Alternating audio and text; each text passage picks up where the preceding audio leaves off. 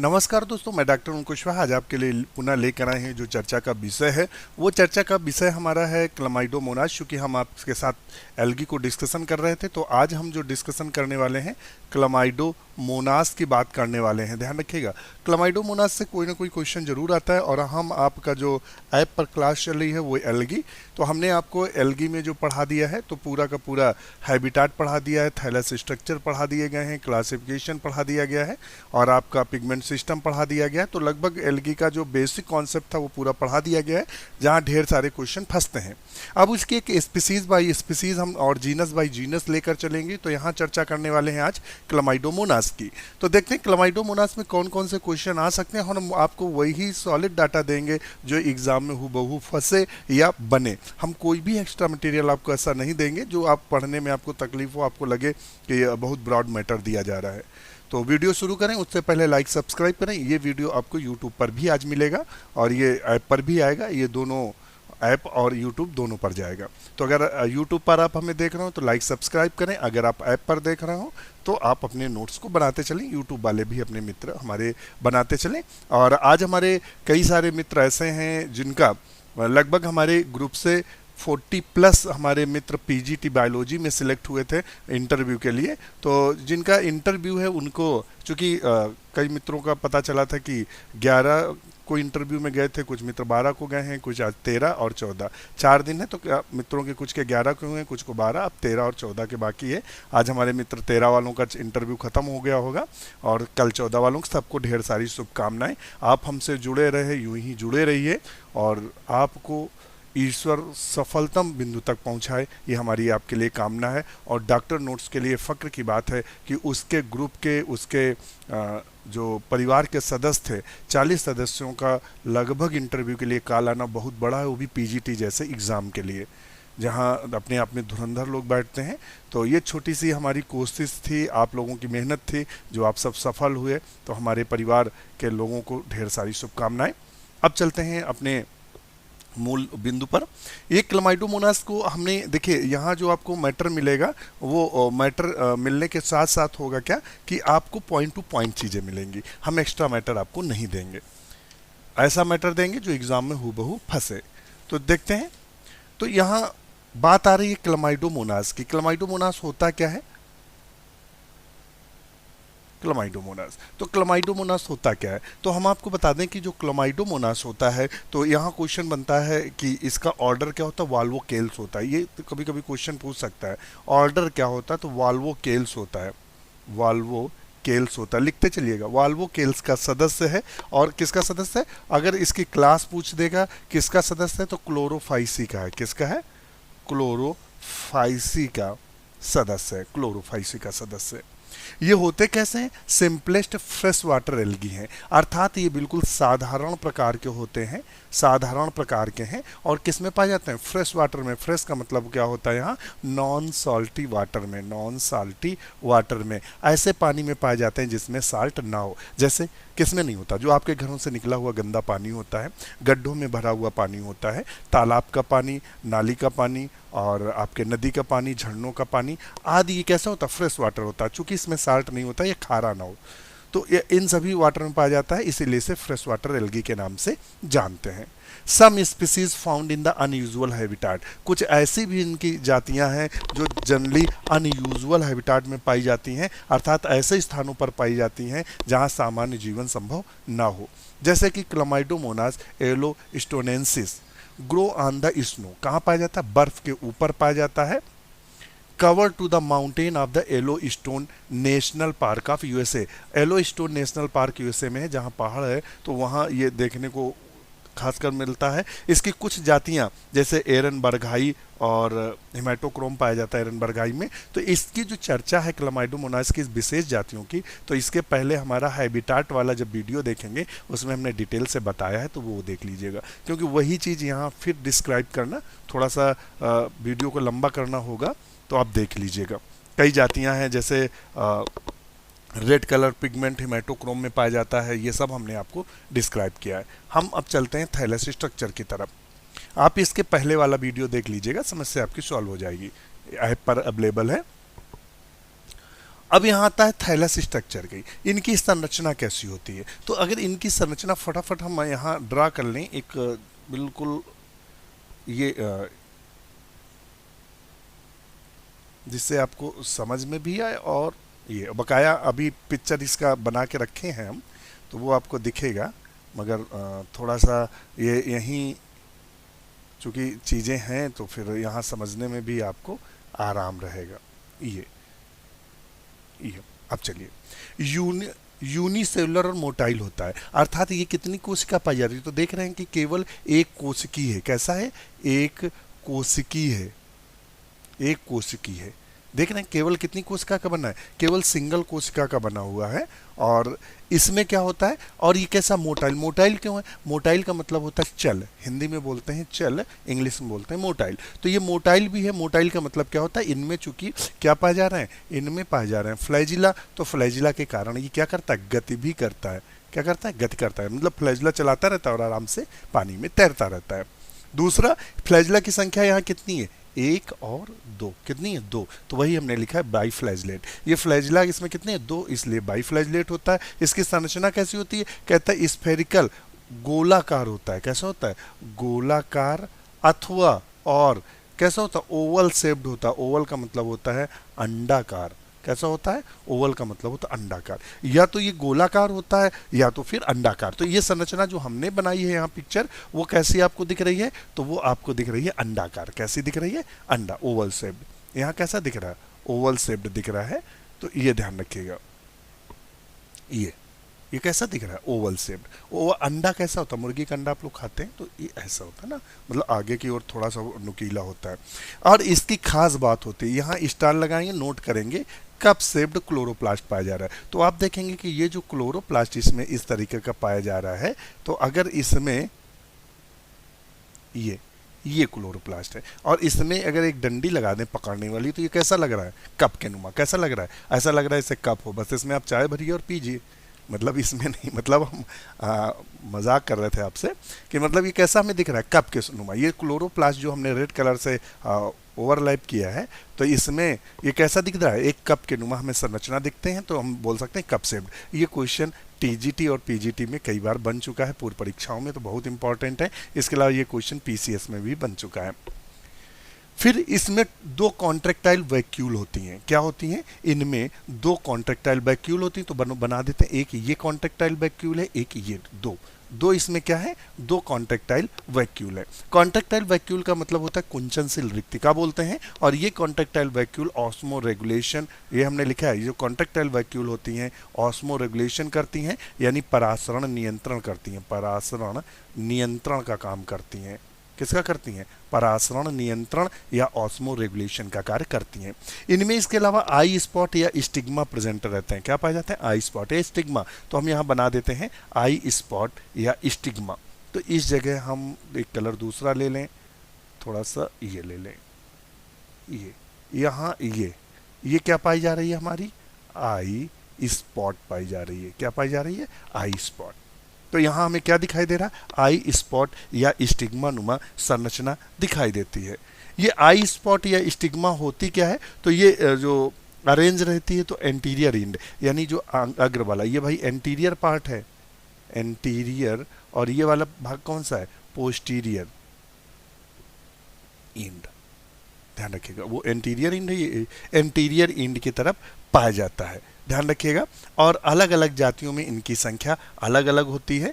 ध्यान रखिएगा, अलग अलग जातियों में इनकी संख्या अलग अलग होती है। जैसे 2 से 3 जो आई स्पॉट देखने को मिलते हैं एक सेल में, वो क्लमाइडोमोनास प्लूरी स्टिग्मा में देखने को मिलते हैं। प्लूरी स्टिग्मा। जनरली आई स्पॉट एक पाया जाता है, 1 आई स्पॉट देखने को मिलता है जनरली, परंतु 2 से 3 आई स्पॉट अगर देखेंगे तो क्लमाइडोमोनास प्लूरी स्टिग्मा में देखने को मिलता है। किसमें देखने को मिलता है? प्लूरी स्टिग्मा। याद रहेगा, प्लूरी स्टिग्मा लगा हुआ है, यानी प्लूरी मीन्स होता है प्लूरल, प्लूरल का मतलब होता है बहु, और स्टिग्मा का मतलब तो उसी नाम से याद रहेगा। अगर क्वेश्चन ये अभी तक बना नहीं है, अगर इन फ्यूचर ये क्वेश्चन आपसे पूछ दे, फ्यूचर में देखिए एग्जाम में लगभग क्वेश्चन जो रिपीट होते हैं तो 20 से 30, 40, 50% तक रिपीट होते हैं। 50% क्वेश्चन नए बनते हैं, तो ये नए श्रेणी में आएगा। कि जो नया क्वेश्चन बनेगा तो पूछ देगा कि जो 2 से 3 स्टिग्मा जो स्टिग्मा या फिर आई स्पॉट पाए जाते हैं वो जाति कौन सी इनकी, तो प्लूरी स्टिग्मा नोट कर लीजिएगा 2 से 3। और जनरली क्या होता है एक ही पाया जाता है, मगर ये जाति में 2 से 3 की संख्या में ये पाए जाते हैं, ध्यान रखिएगा। ये होते कैसे हैं, तो ये आई स्पॉट कलरलेस होते हैं, बाई कॉन्वेक्स होते हैं, फोटो सेंसिटिव इनमें लेंस पाया जाता है, फोटो जो सेंसिटिव लेंस पाया जाता है, और कर्व्ड होते हैं, पिगमेंटेड प्लेट होती है, और ये क्या होते हैं, प्राय ऐसा माना जाता है कि ये प्रिमेटिव आई है। क्या है, प्रिमेटिव आई, प्रिमेटिव आई है, ये माना जाता है, ध्यान रखिएगा, माना जाता है कि प्रिमेटिव आई है। मुझे लगता है आपको बहुत बेहतर चीज़ें समझ में आ रही होंगी, बारीक चीज़ें भी आपको हम बता रहे हैं। दूसरा तो आप समझ गए होंगे, जो 2 कॉन्ट्रैक्टाइल वैक्यूल थी वो ऑस्मोरेगुलेशन का काम कर रही थी। और उसके बाद बात करते हैं यहाँ flagella whiplash type and associated with neuromotor operators of the cell. बहुत अच्छा क्वेश्चन है, ये ध्यान रखिएगा। वो पूछ देता है न्यूरोमोटर ऑपरेटर्स किस में देखने को मिलता है, ऑपरेटर्स किस में देखने को मिलता है, तो या तो वॉल्वॉक्स देगा या तो क्लमाइडोमोनास। तो क्लमाइडोमोनास को आप सही करेंगे, क्लमाइडोमोनास को क्या करेंगे, बिल्कुल सही कर देंगे कि ये क्लमाइडोमोनास में देखने को मिलता है। ध्यान रखिएगा, हम किसको सही करेंगे, क्लमाइडोमोनास को। कौन सी संरचना देखने को मिलती है, तो न्यूरोमोटर, MOTOR है, न्यूरोमोटर ऑपरेटर्स देखने को मिलता है किसमें, क्लमाइडोमोनास में। तो अब हम अगर पिक्चर भी हमने बनाया था शायद, हाँ चलो विधि बता रहे हैं।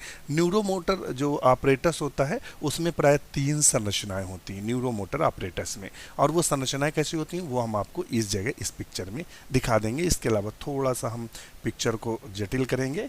ये और एक ये फ्लैजिला निकला, एक ये निकला, ये एक तंतु आता है और केंद्रक के अंदर ये बस ये संरचना है न्यूरोमोटर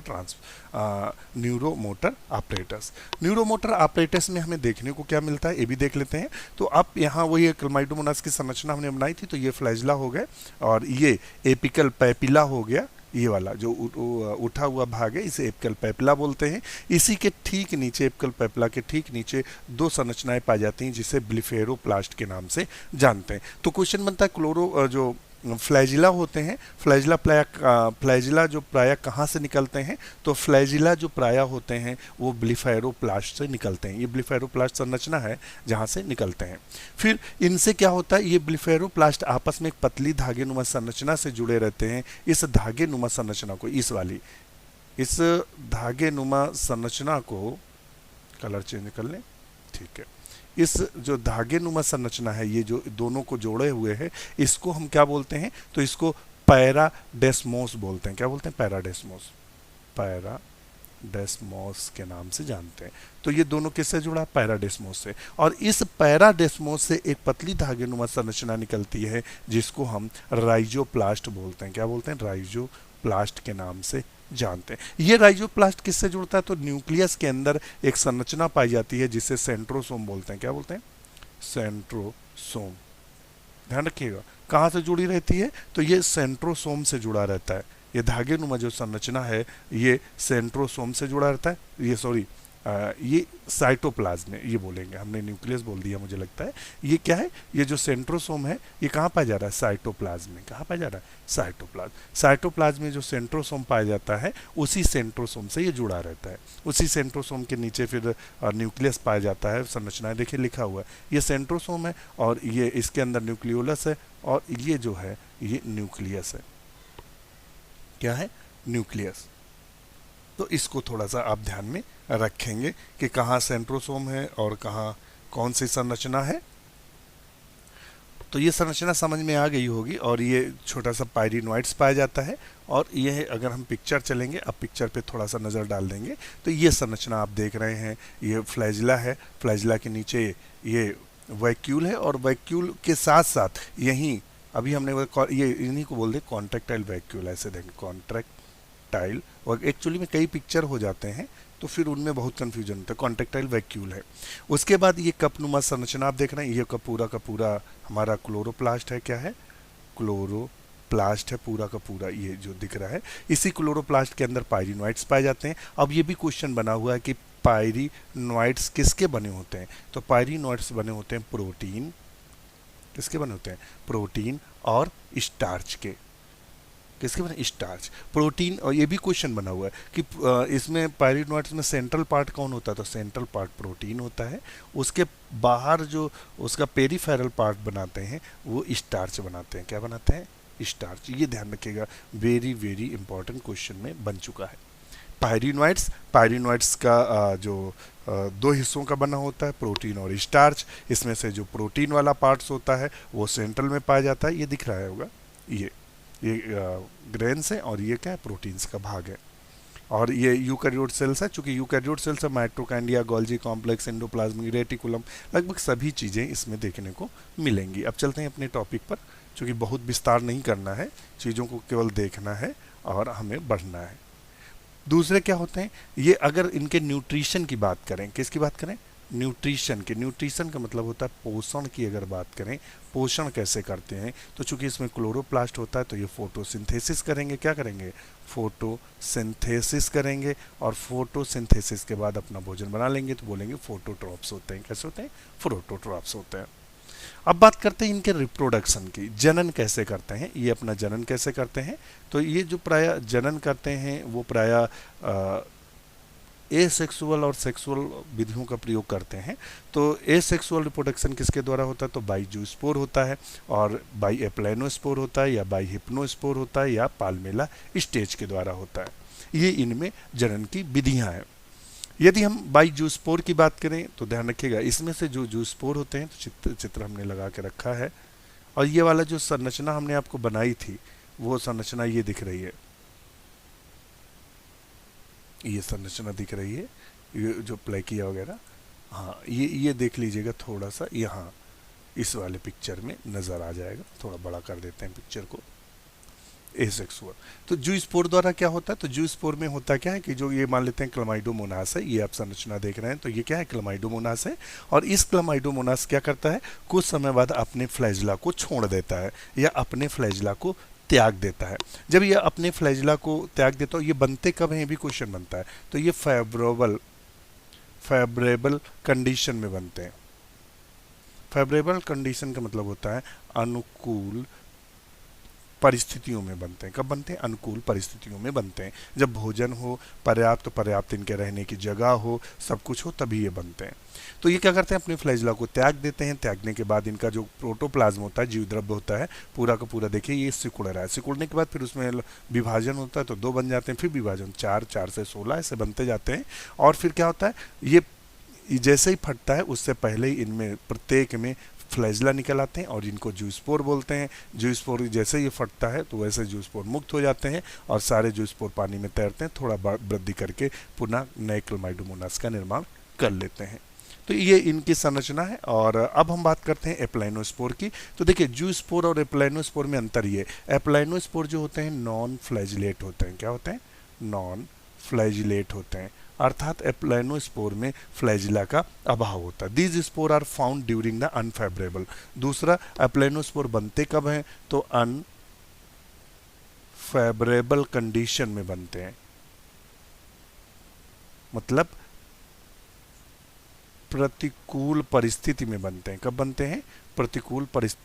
एक और जानकारी दे दें फटाफट, जो लोग डॉक्टर नोट्स फैमिली के सदस्य बनना चाह रहे हैं, जो लोग डॉक्टर नोट्स फैमिली के सदस्य बनना चाह रहे हैं, उनके लिए एक जो डॉक्टर नोट्स बायोलॉजी, ये हमारा ऐप का नाम है, डॉक्टर नोट्स बायोलॉजी। ऐसे डालेंगे गूगल प्ले स्टोर पे, डाउनलोड कर लेंगे।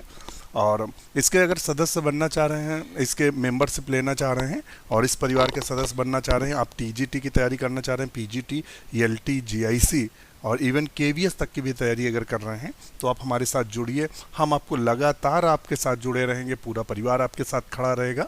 और यहाँ ये नहीं है कि मतलब कोचिंग की तरह सिर्फ आपको पढ़ाना है, यहाँ कोचिंग की तरह मैटर नहीं होता है। यहाँ सुबह से शाम तक ही पढ़ना रहता है। आपको यहाँ मिलेगा क्या, तो आपको नोट्स मिलते हैं, सारे बायोलॉजी के नोट्स मिलते हैं, हिंदी और इंग्लिश दोनों भाषाओं में नोट्स जो मिलेंगे वो बायोलॉजी के आपको सारे नोट्स मिल जाएंगे। इसके अलावा जीएस के नोट्स आपको मिलेंगे। और इसके अलावा आपको डेली रात्रि में 9:45 PM टू 11 PM डेली एक एक टॉपिक डिस्कशन होता है, जिससे आप पढ़ा हुआ भूले ना, एग्ज़ाम में अच्छा स्कोर करके आए। और हर संडे को, और अभी संडे के बाद भी अभी हफ्ते में 2 दिन आ जाएगा, फिर जैसे ही कोई फॉर्म निकलता है तो हफ्ते में 3 दिन या 4 दिन ऐसे आपको प्रैक्टिस सेट मिलता है सॉल्व करने के लिए। और इसके अलावा वीडियो सारी आपको मिलेंगी पूरे सिलेबस की, और ये सब है फ्री ऑफ कास्ट, इसका कोई चार्ज आपको नहीं देना है। पूरा परिवार, कोई भी नॉन प्रॉफिट चैनल है ये, मगर करना क्या है कि चूंकि जो मिनिमम चीज़ें होती हैं जैसे कि ऐप को चलाने के लिए या मींस टाइपिंग के लिए, ये सब जो मिनिमम खर्चे होती हैं, तो इसके लिए आपको एक छोटी सी मेंबरशिप रखी गई है 499 और 899। तो जो लोग 499 में जुड़ेंगे तो वो इनको ये सब चीज़ें मिलेंगी, और 899 में जो जुड़ेंगे तो वीडियो के साथ ये सब मिलेगा। तो मैं मानूंगा कि 899 वाली मेंबरशिप लेना बहुत ही अच्छा रहेगा आपके लिए। करना क्या, जैसे डॉक्टर नोट्स बायोलॉजी ऐप को मोबाइल पे डाउनलोड करेंगे आप, वो यहाँ आएगा साइन अप ऑप्शन, क्लिक करेंगे। साइन अप पे आप जैसे करेंगे तो आपका नाम, ईमेल और मोबाइल नंबर, जैसे ही साइन अप करेंगे, साइन अप के बाद आपको इस तरह से इनरोलमेंट आईडी और पासवर्ड आ जाएगा। इसको नोट करके रख लीजिएगा या स्क्रीनशॉट, मतलब भूले नहीं। उसके बाद जैसे ही आगे बढ़ेंगे तो इस तरह यहाँ लिख कर आएगा 499 की मेंबरशिप बाय नाउ। अगर आप परचेस करते हैं तो 499 परचेस कर सकते हैं क्लिक करके, या फिर 899 परचेस कर सकते हैं। इसमें वीडियो आपको सारे मिलेंगे, आपको live video, notes, practice set और नोट्स वगैरह सब कुछ मिलेगा। और जैसे ही बाई नाउ करेंगे तो उसके बाद ये आपको इस तरह गेटवे पे ले जाएगा, जहां फ़ोन पे, पेटीएम, गूगल पे आदि, पेटीएम डेबिट कार्ड किसी भी से आप पेमेंट करेंगे। पेमेंट करने के बाद जैसे आएगा तो इस तरह का फेस खुलेगा। जो ये वीडियो लेक्चर है इसमें सारे आपको वीडियो मिलते जाएंगे। जो आपका लिंक है, इस लिंक पर क्लिक करेंगे तो लिंक पर जैसे क्लिक करेंगे तो एक ऑप्शन आएगा कॉमन लिंक का, उस पर जैसे ही क्लिक करेंगे वैसे ही सारे लिंक अवेलेबल रहेंगे आपके लिए टेलीग्राम के, जहां आपको नोट्स बस उन लिंक पे क्लिक करना है, वो आपको ऑटोमेटिक आपको टेलीग्राम से जोड़ देगा। 3-4 ग्रुप हैं, 4 ग्रुप हैं, चारों जोड़ देगा, जहां आपको नोट्स मिलेगा, डिस्कशन ग्रुप मिलेगा, जीएस का ग्रुप मिलेगा, बायोलॉजी का ग्रुप मिलेगा, सारे ग्रुप से जुड़ जाएंगे और इस पर आपको वीडियो मिलेंगे। ये 899 में सुविधा उपलब्ध है, और जिसमें वीडियो नहीं होंगे, केवल ये ग्रुप होंगे और सब कुछ मिलेगा, वो 499 में अवेलेबल रहेगा। इस तरह आप हमारे परिवार के सदस्य बन सकते हैं, और आपकी तैयारी जो है वो मैं मानता हूँ बहुत बूस्ट हो जाएगी। अगर पेमेंट करने में बाय द वे कभी कोई प्रॉब्लम हो रही हो तो हमारे इस कॉन्टैक्ट पे आप कॉन्टैक्ट कर सकते हैं, या फिर ये हमारा गूगल पे नंबर है, फ़ोन पे या पेटीएम, इन्हीं तीनों का प्रयोग करिएगा, या फिर हमारे अकाउंट में 899 या 499 आप कर सकते हैं, जैसा भी आप प्लान लें मेंबरशिप का।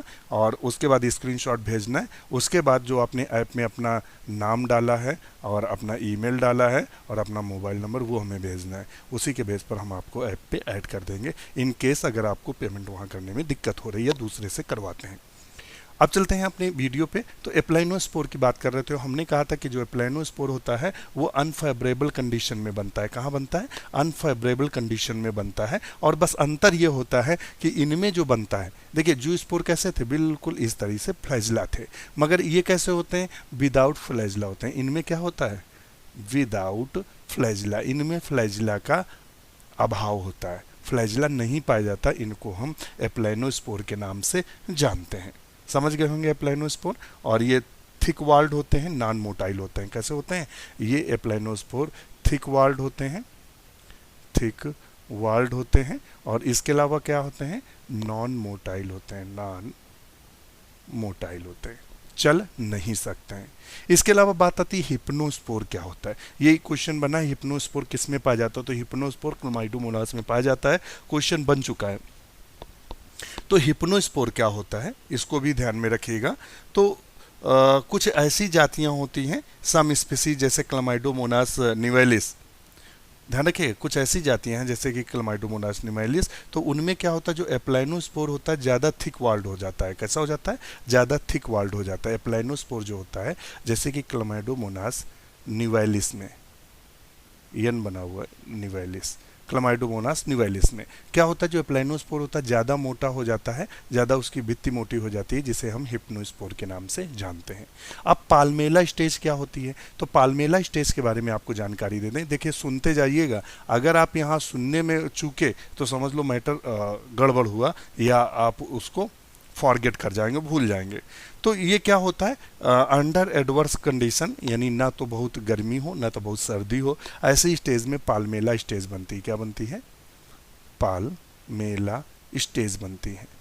पाल्मेला स्टेज होती क्या है, पाल्मेला स्टेज में ये होता है कि इनका जो प्रोटोप्लाज्म होता है पेरेंट सेल में डिवाइड होता है। प्रोटोप्लाज्म होता है पेरेंट सेल में डिवाइड होता है। जैसे ये प्रोटोप्लाज्म है पेरेंट सेल में इस तरह से डिवाइड हो गया। यहाँ आप देख लीजिए, मान लेते हैं ये है, और इसमें मान लेते हैं ये एक प्रोटोप्लाज्म, ये और एक ये, इस तरह से क्या होता है, एक डिवाइड हो जाता है। और इसमें क्या होता है, इसमें फ्लैजिला नहीं डेवलप होते हैं, इनमें फ्लैजिला नहीं पाए जाते हैं। ध्यान रखिएगा, सेम टू सेम सुनिएगा, इनमें फ्लैजिला का अभाव होता है, ये नॉन मोटाइल्स होते हैं। और इन पे क्या होता है, एक जिलेटिनस आवरण चढ़ जाता है। इसमें एक चिपचिपा, जैसे नाक जैसा क्या होता है, चिपचिपा, एक जैसे नाक आती ना जुकाम हो जाता है, बस उसी तरह से एक चिपचिपा आवरण चढ़ जाता है। इसी स्टेज को हम पाल्मेला क्या बोलते हैं, पाल्मेला स्टेज के नाम से जानते हैं। इसी को हम किसके नाम से जानते हैं, पाल्मेला स्टेज के नाम से जानते हैं। और ये टेम्परेरी कॉलोनी होती है, ध्यान रखिएगा, कॉलोनी ऑफ द 100 या 1000 ऑफ सेल। इसमें जो कोशिकाओं की संख्या होती है या 100 से लेकर 1000 तक सेल की संख्या हो सकती है पाल्मेला स्टेज में। और फिर क्या होता है, जैसे ही परिस्थितियां चेंज होती हैं तो ये क्या करता है, ये टूट जाता है और सारी जो कोशिकाएं नॉन मोटाइल थी वो मोटाइल हो जाती हैं, और इस तरह से पाल्मेला स्टेज खत्म हो जाती है। तो ये था आपका पाल्मेला स्टेज, एसेक्सुअल रिप्रोडक्शन। अब हम सीधे चलते हैं अपने दूसरे पॉइंट्स पर, जिसे हम सेक्सुअल रिप्रोडक्शन के नाम से जानते हैं, या हिंदी में इसको लैंगिक जनन के नाम से जानते हैं। लैंगिक जनन होता क्या है, तो sexual reproduction is the Chlamydomonas take place in the absence of deficiency of nitrogenous components in the medium. जिस भी जल में पाए जा रहे हैं, मतलब मीडियम में क्या, इनका मीडियम क्या है, पानी है भाई, सिंपल सी बात है।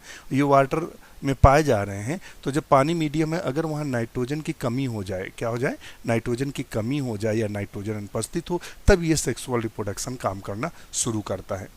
सेक्सुअल रिप्रोडक्शन एक क्वेश्चन पूछता है कि जो सेक्सुअल रिप्रोडक्शन होता है ऐसा कौन सा है जिसमें तीनों प्रकार का सेक्सुअल रिप्रोडक्शन होता है। कौन कौन तीन प्रकार होते हैं, जैसे कि हमने बताए थे इससे पहले वीडियो में हमने सारा कुछ आपको बता दिया, आप ऐप पर देख सकते हैं। आइसोगैमस, एन आइसोगैमस और ऊगैमस, यही तो हमने बताया था आपको, ऊगैमस, यही तीन प्रकार के हमने बताया। तो ये क्वेश्चन बन चुका है एग्जाम में कि वो कौन सा एल्गी है जिसमें आइसोगैमस, एनाइसोगैमस, ऊगैमस तीनों प्रकार का जनन पाया जाता है, तो वो क्लामाइडोमोनास है। ध्यान रखिएगा कौन है, क्लामाइडोमोनास। बहुत अच्छा क्वेश्चन है।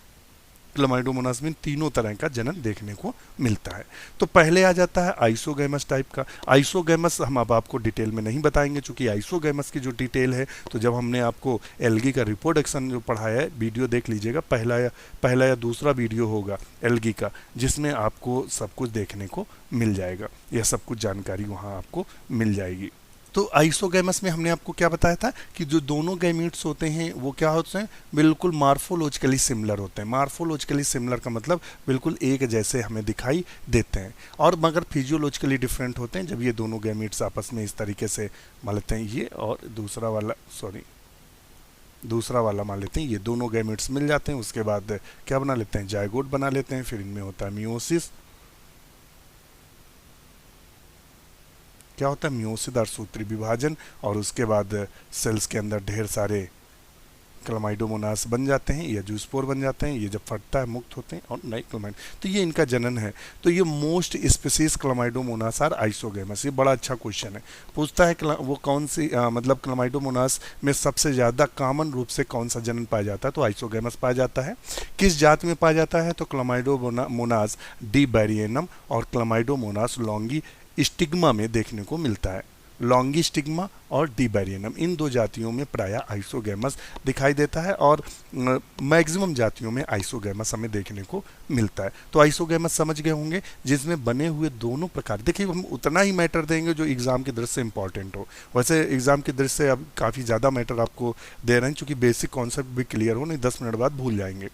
तो इसमें हमने आपको बताया कि दोनों प्रकार के जो दोनों प्रकार की संरचनाएं आप देख रहे हैं, जो जिन्हें हम गैमीट बोलते हैं, ये गैमीट क्या होते हैं, मार्फोलॉजिकली सेम होते हैं, मार्फोलॉजिकली सिमिलर होते हैं, मगर फिजियोलॉजिकली डिसिमिलर होते हैं। और ये क्या करते हैं, आपस में इंटीरियर पॉइंट से मिल जाते हैं। जब दोनों मिल जाएंगे तो जायगोट बनेगा, उसके बाद मियोसिस होगी। ये है एन आइसोगेमस में क्या होता है, एन आइसोगेमस किस में देखने को मिलता है, तो क्लमाइडोमोनास ब्राउनी में देखने को मिलता है। इसके अलावा क्लमाइडोमोनास सूबो सब ऊगोनियम बोलेंगे, सॉरी, सब ऊगोनियम में क्लमाइडोमोनास सब ऊगोनियम में देखने को मिलता है एन आइसोगैमस। तो एन आइसोगैमस आपको पता चल गया होगा, इनको नोट करके रखिएगा। इनकी जातियों को कभी अगर थोड़ा सा क्वेश्चन डिस्टर्ब किया तो इस तरह का क्वेश्चन बन जाता है। इसमें क्या होता है, एक जो मान लेते हैं, एक जो गैमीट्स होता है वो छोटा होता है और एक गैमीट्स बड़ा होता है। एक गैमीट्स क्या होता है, छोटा होता है, एक बड़ा होता है। तो ये क्या होते हैं, ये मार्फोलॉजिकली, ध्यान रखिएगा, मार्फोलॉजिकली एंड फिजियोलॉजिकली क्या होते हैं, डिफर होते हैं। डिफर का मतलब क्या होता है, अंतर होता है, यानी देखने में भी अलग दिखाई देते हैं और कार्यों में भी अलग होते हैं। अब ये क्या करते हैं, ये जो होते हैं, ये जब दोनों मिल जाते हैं तो ये इस तरीके से, मान लीजिए ये बड़ा वाला है और ये छोटा वाला है, इस तरह से ये एंटीरियर पार्ट से मिल जाते हैं और इनके बीच में क्या होता है, भित्ति गल जाती है, दोनों के केंद्रक मिलते हैं। तो इस प्रकार से इनमें जायगोट बन जाता है। फिर जायगोट में कुछ समय बाद रेस्टिंग अवस्था में ये जायगोट रहता है। उसके बाद उसमें क्या होता है, मियोसिस होता है। क्या होता है, मियोसिस। मियोसिस के बाद कितने बन जाएंगे जायगोट के अंदर, 4 केंद्रक बनेंगे, ये ऐसे। और उसके बाद क्या होता है, इसके बाद मियोसिस हुआ, मियोसिस के बाद प्रत्येक केंद्रक चारों ओर प्रोटोप्लाज्म एकत्रित करेगा, इंसेफ्लाइजन कहलाएंगे, फट जाएगा और ये जूस स्पोर की तरह बाहर आएंगे और पानी में तैरेंगे, वृद्धि करके नए क्लमाइडोमोनास का निर्माण कर देंगे।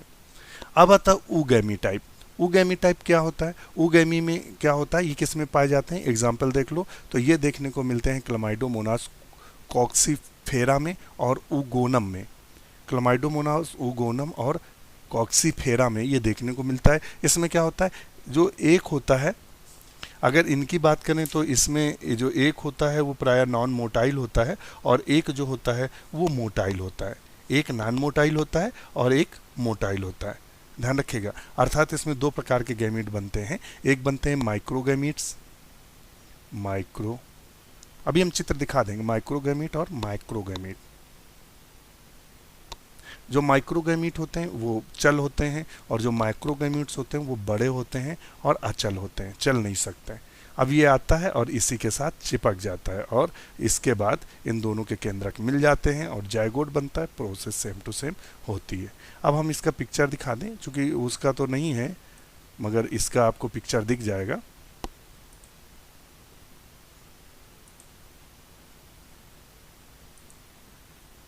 ये आप देख रहे हैं। तो यहाँ अगर आप नज़र देख रहे होंगे तो ये देखिएगा क्लमाइडोमोनास है और क्लमाइडोमोनास में क्या हुआ, अंदर विभाजन हुआ और गैमीट्स बन, जैसे जूस्पोर बन रहे थे, जैसे ये जूस्पोर बनते हैं, मतलब प्रोटोप्लाज्म एकत्रित हुआ और एकत्रित होने के बाद इसमें विभाजन हुआ तो 1 से 2 बना, 2 से 4 बने। इसी तरह इनमें भी होता है और ये थोड़े से इनसे छोटे होते हैं, संरचना में थोड़े से छोटे होते हैं। उसके बाद जैसे जैसे आपने यहाँ देखा है कि वैसे जूस्पोर बने, मीन्स विभाजन हुआ, कई सारे जूस्पोर बने, तो वो उस जूस्पोर से छोटी संरचनाएं होती हैं और इनका जो व्यवहार होता है वो गैमीट की तरह होता है।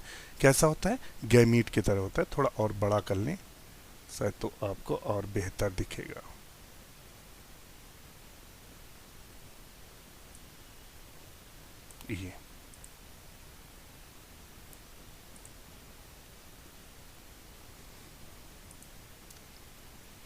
ये ये कैसे दिखते हैं हमें, गैमीट्स की तरह। अब ये जो गैमीट्स होते हैं ये देखिएगा पानी में तैरते हैं और दोनों आकर्षण के कारण आते हैं, और इनका जो पैपिला भाग होता है, ये कौन सा भाग होता है इनका, पैपिला भाग होता है। तो ये पैपिला भाग से दोनों आपस में चिपक जाते हैं। चिपकने के बाद ये क्या होता है, इनके मध्य की भित्तियाँ गल जाती हैं और इनके जो केंद्रक होते हैं एक्चुअली में वो आपस में मिल जाते हैं और ये जाइगोट, देखिए ये बीच की भित्ति बन गई और मिलने के बाद ये क्या होता है, देखिए अभी यहाँ क्या हुआ, तीन क्रियाएं होती हैं। क्या होती हैं, पहले होता है प्लाज्मोगैमी। प्लाज्मोगैमी क्या होता है इसको भी देख लो। प्लाज्मोगैमी का मतलब होता है प्रोटोप्लाज्म का मिलना, मतलब ए सेल और बी सेल दोनों का प्रोटोप्लाज्म मिलता है, प्लाज्मोगैमी। तो यहाँ जो द्रव मिल रहा है प्लाज्मोगैमी, इसमें हो गया प्लाज्मोगैमी। इसके बाद एक का ये केंद्रक, ए का और बी का ये केंद्रक है, दोनों आपस में मिल गए। तो यहाँ देखिए लिखा है उसने, क्या हो रहा है, कैरियोगैमी। केंद्रकों का मिलना क्या कहलाता है, कैरियोगैमी।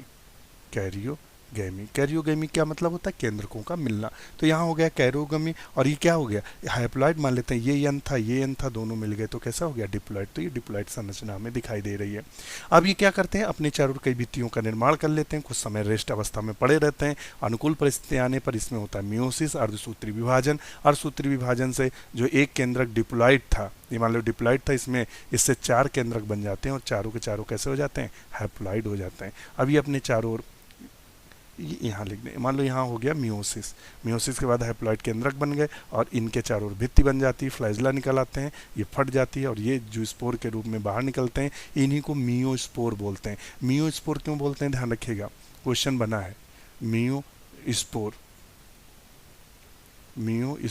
मियोस्पोर क्या होता है, तो मियोस्पोर जो संरचना होती है तो प्राय मियोसिस के बाद बनी है। किसके बाद बनी है, मियोसिस के बाद बनी है, इसीलिए इन्हें हम मियोस्पोर के नाम से जानते हैं। तो ये मियोस्पोर बन गया, ये थोड़े से और वृद्धि करते, पानी में तैरते रहते हैं, थोड़े से वृद्धि करके एक पौण संरचना का निर्माण करते हैं। उस पौण संरचना को हम क्लमाइडोमोनास के नाम से जानते हैं। तो ये क्लमाइडोमोनास की पूरी हिस्ट्री थी। इससे ऊपर क्लमाइडोमोनास में उल्टा खड़ा हो जाए एग्जामिनर क्वेश्चन नहीं बना पाएगा, क्योंकि हम उन सभी बिंदुओं को आपसे चर्चा किए हैं जो क्वेश्चन बन सकते हैं। अब हम चलते हैं उसके बाद, ये क्लमाइडोमोनास का और कुछ डाटा है उसको भी देख लेते हैं। जो क्लमाइडोमोनास होता है सेक्सुअलिटी कंट्रोल बाय, अगर पूछ दे क्लमाइडोमोनास का जो जनन होता है किससे नियंत्रित होता है, तो ये इन्वायरमेंट से और जेनेटिक फैक्टर इन दोनों से कंट्रोल होता है। ध्यान रखिएगा, वातावरण से और जेनेटिक। अभी हमने वातावरण में क्या बताया था कि नाइट्रोजन की उपस्थित और अनुपस्थित इसमें लैंगिक जनन को शुरू या बंद करने में महत्वपूर्ण भूमिका अदा करता है। यही तो हमने बताया था कि अगर नाइट्रोजन की जब कमी होती तो ये क्या करते हैं, सेक्सुअल रिप्रोडक्शन करने लगते हैं अगर नाइट्रोजन की कमी है।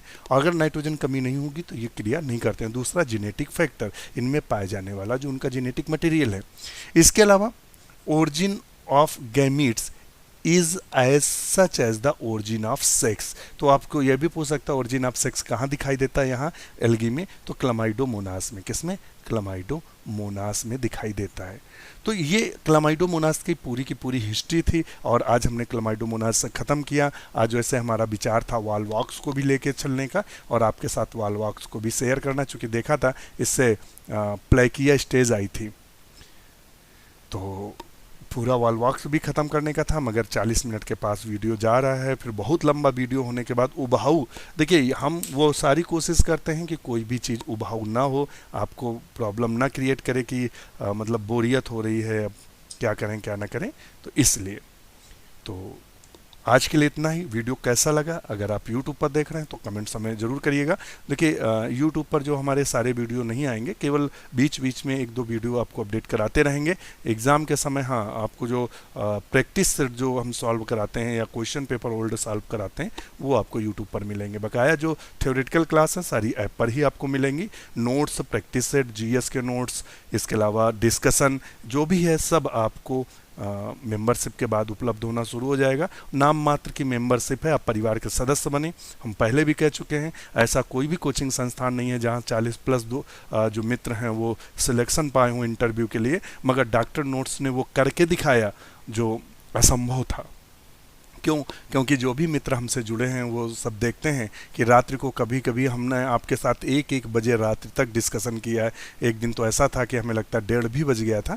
तो रात्रि को जब हम 1-1 बजे तक आपके साथ डिस्कशन करेंगे तो कैसे सिलेक्शन नहीं होगा। आप पढ़ेंगे और हम आपके साथ हम आपके साथ लगे रहेंगे, पढ़ने में मदद करते रहेंगे, तो सिलेक्शन तो बिल्कुल निश्चित है। और उन्हीं लोगों का सिलेक्शन होता है जो लगातार जूझते हैं। जो लोग अनुकूल परिस्थितियों का सोचते हैं कि आएगा कोई और ईश्वर दैवी शक्ति आएगी और बिना पढ़े हो जाएगा, तो वो पॉसिबल नहीं है। तो आज के लिए इतना ही। वीडियो कैसा लगा कमेंट जरूर करें। इसी के साथ नमस्कार।